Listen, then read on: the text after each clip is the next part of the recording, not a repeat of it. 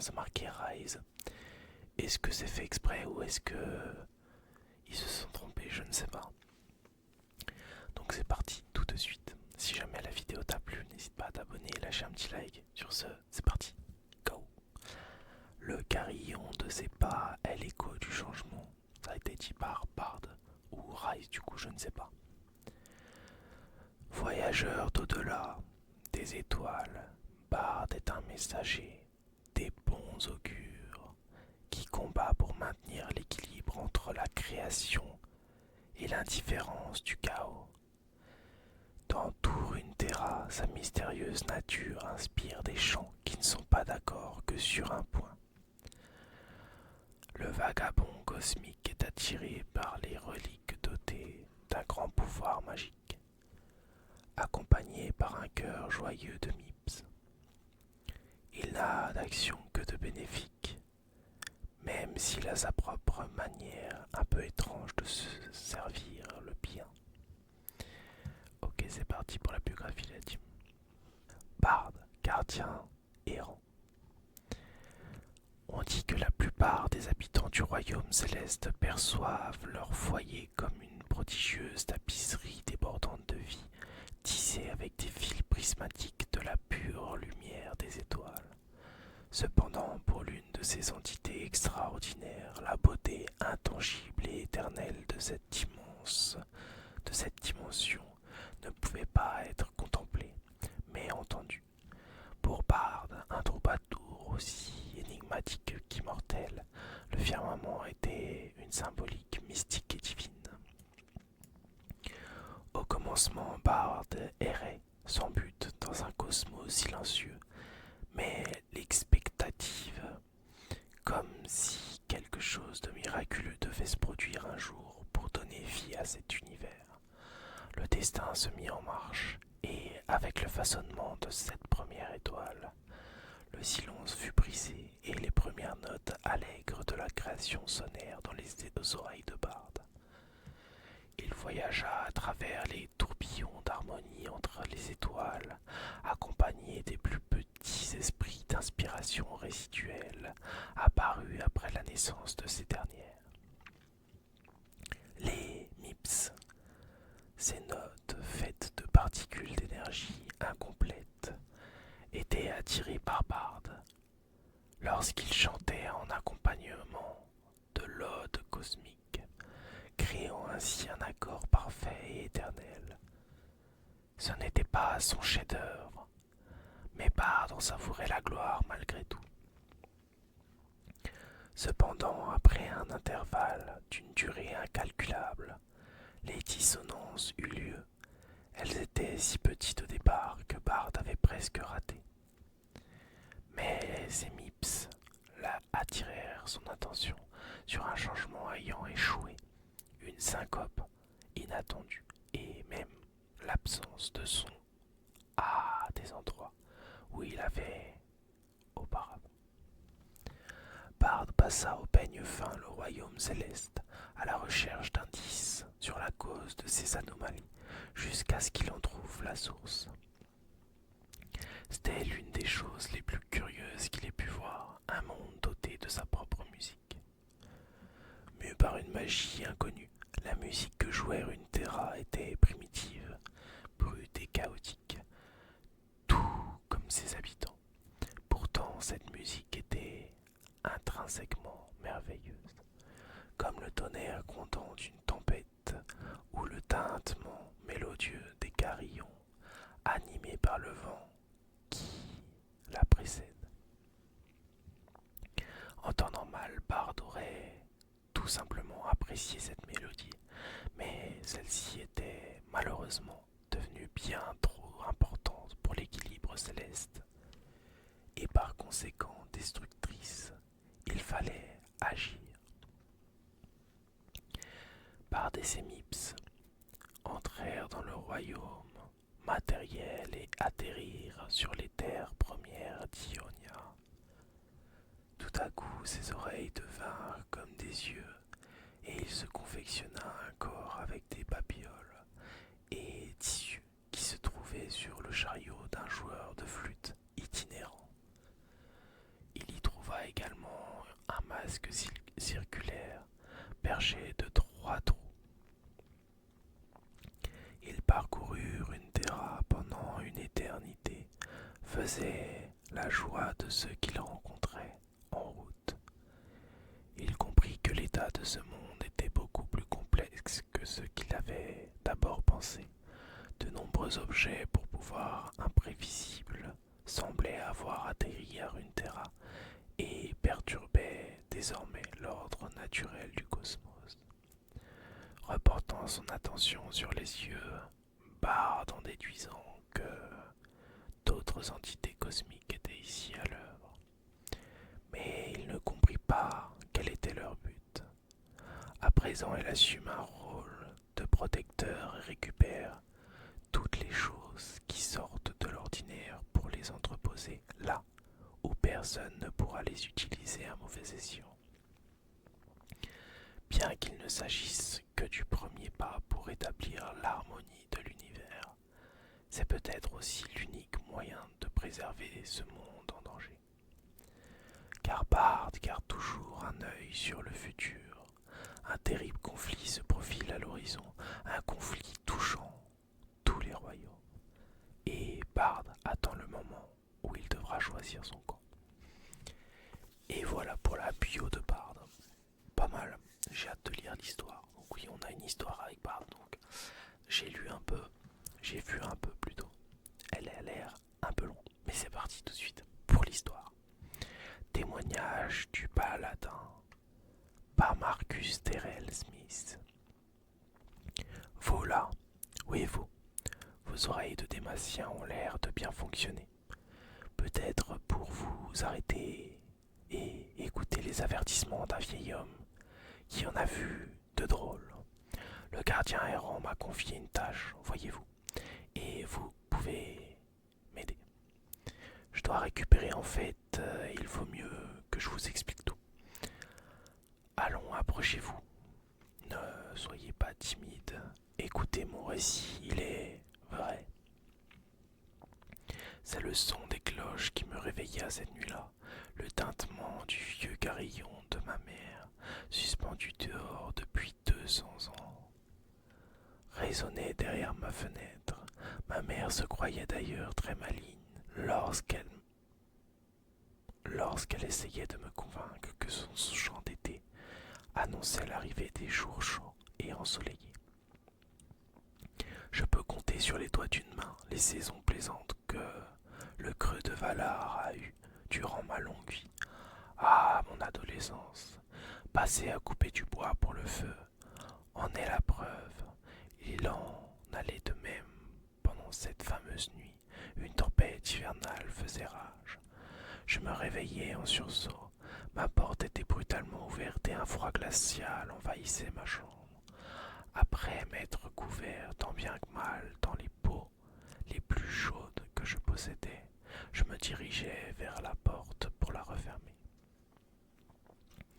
Mais j'hésitais, le carillon hurlait toujours, même s'il me rappelait surtout mon enfance, dure et laborieuse.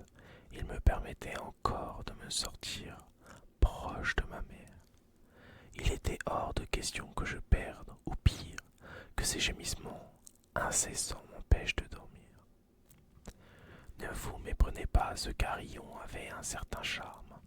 Les histoires qui racontent comment ma famille en est venue à le posséder sont celles d'un passager glorieux et d'une destinée fantastique. Il avait été forgé avec des lingots d'un métal de guerre, parmi les plus rares de Freljord. Après les combats gagnés comme perdus, les ramasseurs, mes pauvres mais ingénieux ancêtres, se rendaient sur le champ de bataille pour ramasser ce qui avait été abandonné dans la neige rouge sang. Combien de lingots avait-il?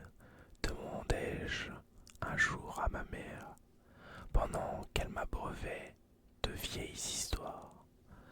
Il y en avait pour des siècles de collecte, me répondit-elle. Et que faisaient les ramasseurs avec tout ça? Ils vendaient à la griffe hivernale, dit-elle en haussant les épaules, qui s'en servait pour fabriquer de nouvelles armes pour les guerres à s'arrêta un instant et sourit lorsque son carillon se mit à chanter. Mais il nous en restait toujours un peu pour fabriquer des instruments de vie et non de mort. Et c'était vrai, ces précieux carillons berçaient nos terres de leur merveilleuse musique. Un brin de fortune en ces temps difficiles, me dit-elle. Lorsqu'elle tomba malade, je me mis à prier pour que cette fortune nous vienne en aide. En vain, le gardien errant était plus préoccupé par sa merveilleuse musique que par les malades. Il ne me resta bientôt plus que les carillons comme souvenir, et l'une comme l'autre. Mais je m'égare. Je pris une profonde inspiration et je m'aventurai dehors. Je n'allais pas très loin. Devant moi, une vision impossible avait interrompu mon élan. Une petite créature translucide flottait là, imperturbable, malgré la tempête. Elle n'avait ni aile ni bras pour se maintenir en place et pourtant, elle restait là comme si un sortilège l'avait épinglée à un bloc d'air. Les yeux blancs apposés sur sa tête sphérique commencèrent à luire et à s'animer, en même temps que les 3 étoiles scintillantes qui ornaient son ventre. À ma grande surprise, le carillon de ma mère répondit. Il commença à s'étendre vers la créature tel un bras d'enfant et à adopter son étrange lueur céleste. Mais soudain, le carillon se fendit. J'entendis son chant d'été déformé. La fissure s'étendait déjà sur toute la longueur du carillon et des grains de lumière dorée s'échappaient de l'intérieur, comme si les matériaux qu'il composait étaient en train d'être dérobés. Ce n'était pas des lumières que cet être volait, c'étaient des larmes de ma mère qui avaient coulé, tandis que cet héritage adoré, bien qu'agaçant, se désagrégeait rapidement. Je ne pouvais pas laisser faire ça, je n'allais pas laisser faire ça. Je fonçais dans le blizzard et je m'emparais du carillon. Au moment où je le touchais, j'entendis le son d'une corne au loin. Pourquoi je n'en savais rien. Je tirais de toutes mes forces en vain. La magie de la créature était trop puissante. Pire encore, je sentis mon corps se soulever et ses pieds quitter le sol. Bientôt je m'envolais vers les cieux, traîné dans les nuages par cette satanée bestiole. Crac, une fissure venait de lézarder le carillon, et alors je vis une forme apparaître, un éclat de morceaux de quelque chose qui se matérialisait entre nous. À cet instant, je pensais que c'était la seule chose capable de me sauver et m'en servir. Je jetai un regard à la créature, mais elle avait disparu. À la place, le gardien errant se dressait devant moi. Dans toute sa splendeur mystique, il avait fallu une vie entière de prière pour qu'il apparaisse, et comme ma mère me l'avait promis, le carillon l'avait appelé. Barde semblait me dévisager en retour, sonder mon esprit, comme si ma présence ici attissait sa curiosité. Mais trop tard pour expliquer. Une bourrasque de vent et une vague de chaleur m'enveloppèrent d'un coup. Mon bras sembla allongé comme une liane. Mon corps le suivit en se tordant et en tourbillonnant, tandis que j'étais transporté quelque part, dans un lieu éthéré. Mais tenez, le vieux dulcimer de ma mère va m'aider à vous chanter l'endroit où j'ai atterri. Les cloches, c'est leur son qui décrit la vue. Divine, la musique de Barde est apparue, avec cordes, tambours et flûte céleste. Barde m'a ouvert le cosmos d'un geste. J'ai senti le début, la fin et l'entre-deux, là où les vagues animent une mer sans feu. Là, Sol faisait sonner les premières étoiles. Aucun humain n'était venu derrière le voile. Mes oreilles seules connaissaient la forme de l'action. Cette symphonie m'a changé par réflexion. Mon corps mortel soudain s'est transformé. Je suis désormais un esprit, un mype, céleste, transfiguré comme les manifestations de ce rêve modeste. J'ai chanté avec Barde dans tous les royaumes soniques. J'ai veillé à ses besoins pour une durée cosmique. Les cloches, les cloches, les cloches. Mais c'est alors qu'une cloche se tordit, que les ténèbres ont voulu taire le chant. C'est à mon maître et mes camarades que je l'ai dit. Nous avons voyagé pour que tout soit comme avant. Nous sommes arrivés devant une gueule béante, un trou sans son et sans lueur. Mes oreilles contemplèrent les ténèbres accablantes, et mon âme s'emplit de la plus grande terreur. J'ai peur que les essaims pour moi aient chanté une chanson qui n'a pas de début, juste une fin, car ce que dans l'inconnu j'ai vu miroiter, c'est ma musique avec un sombre refrain. J'ai rencontré mon ouïe vers le divin, je me suis retourné vers ce qui est bon et bien, mais j'ai perdu la faille, néant séparateur, et j'ai vu la lumière face à son destructeur. Les cloches, les cloches, les cloches, en millions de fragments tombèrent ces carillons, sur les terres fractionnées par sombre malédiction. La cloche qui sonnait le rythme et le temps, l'hymne de Runeterra se pourrait être la fin de son chant. Pour retrouver les notes et fermer les portes, Bard nous a envoyés ici en cohorte. Pour chaque éclat, il nous faut refermer ce que le néant a ouvert à son arrivée. Les cloches, les cloches, les cloches, ainsi humain de nouveau, je me suis réveillé au creux de Valar, j'étais retourné. J'ai arraché le carillon de ma mère pour réparer la cloche, c'est à Bard que je l'ai offert. Depuis, ma tâche est de trouver plus de carillons à travers les vents, pluie, mer et monts. Je prie que chaque trésor embobine cette nuit du néant qui me ruine. Les cloches, les cloches, les cloches. Cher Dématien, j'ai fait bien un long chemin pour prévenir tout le monde que les ténèbres veulent réduire au silence la musique de ce monde. Runeterra est une cloche monde, qui a été corrompue par le mal. Ces fragments, ces carillons doivent être retrouvés pour restaurer son intégrité. La première étape est de placer tous les matériaux précieux en votre possession dans mon panier. Je vais les prendre, les inspecter et leur chanter la musique divine de Bard pour retirer tous les carillons de la cloche monde qui s'y trouvent. Je vous rendrai bien sûr toutes les parties sans carillon. Nous attendez pas, ne partez pas, c'est la vérité. Écoutez par pitié, nous n'avons que peu de temps. La fin du monde est proche et seul Bard et ses MIP peuvent nous sauver. Et voilà, c'est la fin de l'histoire de Bard. J'espère qu'elle vous aura plu. J'espère que vous êtes reposés. Si jamais vous êtes endormi, je vous souhaite une très bonne nuit. Et sinon, je vous souhaite